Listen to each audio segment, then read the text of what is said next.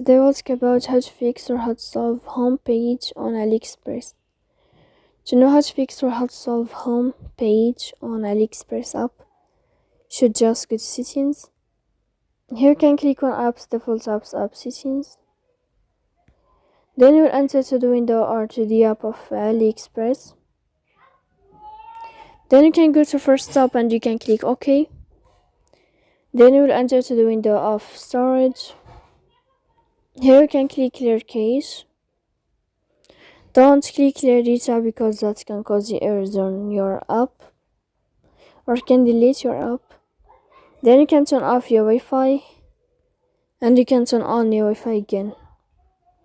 So please don't forget to support us by like and subscribe.